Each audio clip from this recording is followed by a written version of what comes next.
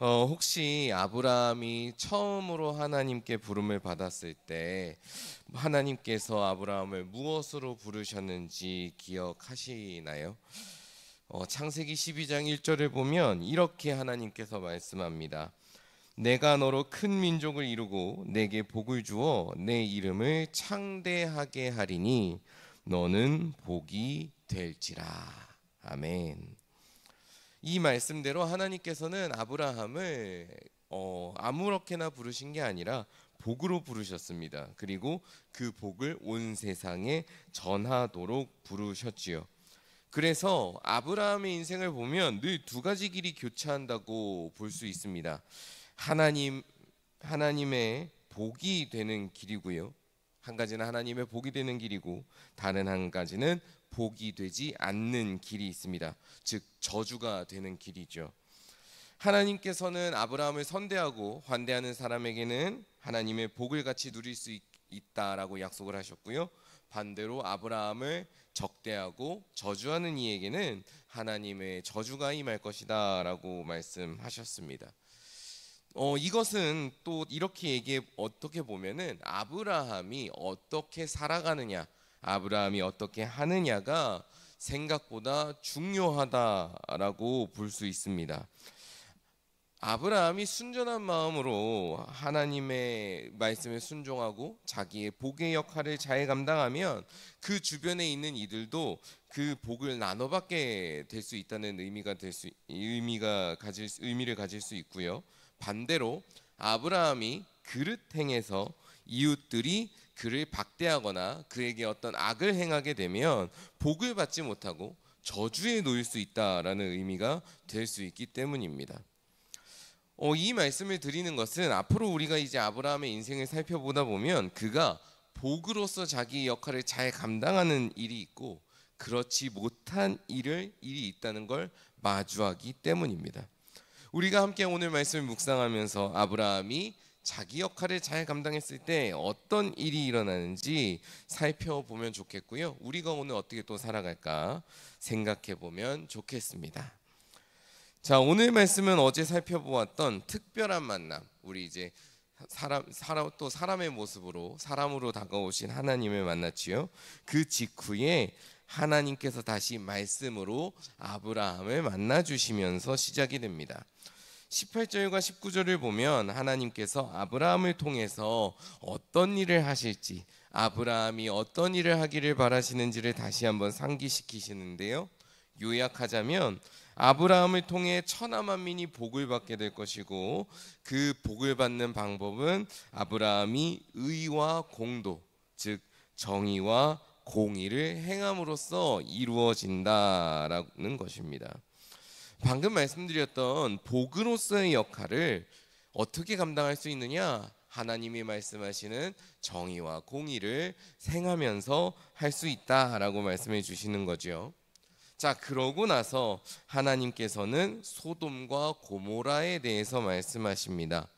요지는 그 땅에 죄악이 가득 차서 하나님께서 기다리셨는데 그 땅에 죄악이 가득 찼습니다.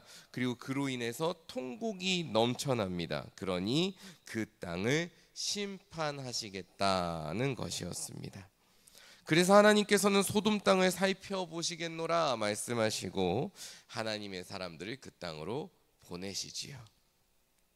근데 바로 그때 우리가 주목해야 될 아주 흥미로운 대화가 펼쳐지기 시작합니다. 23절부터 시작이 되는 대화인데요.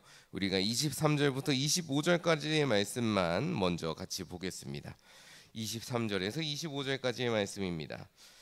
아브라함이 가까이 나와 이르되 주께서 의인을 악인과 함께 멸하려 하시나이까 그 성 중에 의인 50명이 있을지라도 주께서 그곳을 멸하시고 그 50 의인을 위하여 용서하지 아니하시리이까 주께서 이같이 하사 의인을 악인과 함께 죽이심은 부당하오며 의인과 악인을 같이 하심도 부당하니이다. 세상을 심판하시는 이가 정의를 행하실 것이 아니니까. 아멘. 아브라함이 갑자기 하나님께서 가시는 길을 막아 세웁니다. 그리고 그 땅에 의인 50명이 있으면 용서해 달라라는 간구를 하나님 앞에 드리지요. 의인이 있는데도 그것을 무시하고 의인과 악인을 같이 심판하는 것은 하나님의 그 의로움에 비쳤을 때 의롭지 않습니다라는 이야기였습니다. 참으로 놀랍게도 하나님께서 그 간구를 좋게 받으셨는지 그 말대로 그 성읍 소돔이라는 성읍에 의인 50명이 있으면 그 온 땅을 용서하시겠다라고 화답을 해주십니다.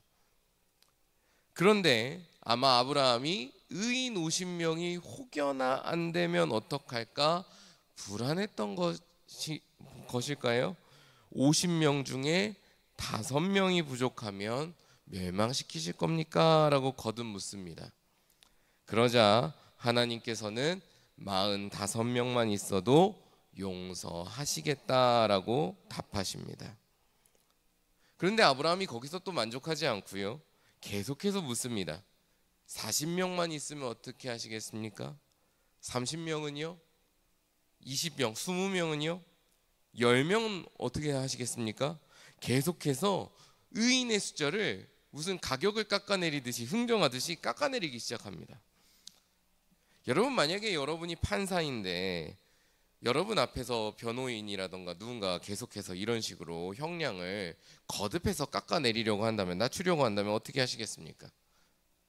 혹은 여러분들이 물건을 팔고 있는데 고객이 와서 물건을 살 것처럼 얘기하더니 이런저런 이유를 대면서 가격을 계속해서 깎고 뭔가를 흥정을 하려고 한다면요, 한두 번이야 기분이다, 그래 내가 좋은 마음 베풀어야지 하면서 통 크게 받아줄 수 있겠지요. 하지만 아브라함처럼 이런 식으로 계속해서 깎아내린다면 아마 어느 순간에는 그만하십시오, 적당히 하십시오 하면서 호통을 치지 않겠습니까?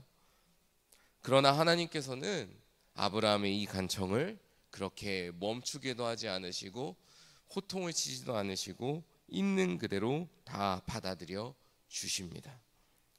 그렇게 심판받을 수밖에 없던 땅에, 그런 대화를 통해서 심판이 확정되어 있고 벗어날 수 없었던 땅에 10명의 의인만으로도 용서받을 수 있는 용서의 가능성이 생겨나게 되었습니다. 저는 이것이 바로 아브라함이 복으로 부름받은 바를 잘 감당했을 때, 복으로서 자기 삶을 잘 살아냈을 때 일어나는 선한 결과라고 봅니다. 아브라함이 하나님의 사랑과 의로움을 의지해서 이웃을 위해 하나님 앞에 나아갔을 때, 이웃을 위해 하나님 앞에 기도했을 때 하나님께서는 어떻게 하십니까? 그 기도를 들으시고 선하게 응답해 주고 계신 것입니다. 여러분 한번 생각해 보십시오. 어쩌면 애초에 하나님께서 소돔 땅을 알아보시겠다고 가시는 것 자체가, 누군가를 보내시는 것 자체가 이상한 일은 아니었을까요? 사실 하나님께서는 그렇게 누군가를 보내지 않으셔도, 천사라던가 사람을 보내지 않으셔도 그 땅에 대해서 다 아실 텐데 말입니다. 그럼에도 하나님께서는 아브라함 앞에서 당신의 뜻을 알려주시고 그 땅을 알아보시겠다고 같이 이동을 하시죠. 불필요한 일을 하신 겁니다. 어떻게 보면 어째서 하나님께서는 그런 불필요한 일을 아브라함 앞에서 보여주신 걸까요? 그것은 아브라함이 하나님의 마음과 하나님의 성품을 알고 오늘 말씀과 같은 간구를 하기를 바라셨던 것 아닐까요? 그런 관점으로 보면 오늘 말씀은 겉보기에 하나님의 뜻에 아브라함이 딴지를 거는 것 같지만 실제로는 아브라함이 자기가 할 바를 깨닫고 하나님의 그 깊은 마음에 참여하고 하나님의 일에 참여하는 놀라운 장면이라고 할 수 있습니다. 이처럼 복으로 부름받은 하나님의 자녀들은 하나님의 마음을 알고 그 마음을 의지하고 그 마음에 참여할 때 복으로 부름받은 자기 역할을 감당하게 됩니다. 오늘 아브라함은 소돔과 고모라와 하나님 사이에 서서 이 소돔과 고모라, 멸망받을 땅, 심판받을 땅을 위한 중보의 역할을 감당했습니다. 아브라함이 이러했던 것처럼 이 자리에 있는 우리도, 하나님의 부르심을 받은 우리도 하나님의 사랑과 의로움을 의지하면서 살아갈 때 이 세상과 하나님 사이를 잇는 귀한 하나님의 동역자이자 복의 통로가 될 수 있는 것입니다.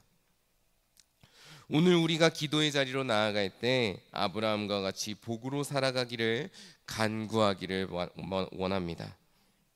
하나님의 마음을 알고 그 마음에 합한 사람이 되기를, 이 땅을 위해서 온 마음 다해 하나님의 긍휼을 구하고 기도하는 중보의 동역자가 되기를, 더 나아가서 그렇게 이 세상에 하나님의 복을 전하고 나누는 복의 통로가 되기를 기도합시다. 하나님께서 그 기도를 들으시고 오늘 우리에게 필요한 은혜를 베푸시고 우리가 해야 될 바를 가르쳐 주시고 우리에게 지혜를 주시고 인도해 주실 것입니다.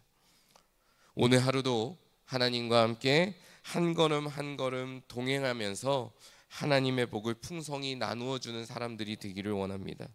그래서 그렇게 하나님 보시기에도 사람들이 보기에도 귀하고 복된 삶을 살아가는 보험교회 모든 성도 여러분 되시기를 주님의 이름으로 간절히 축원합니다.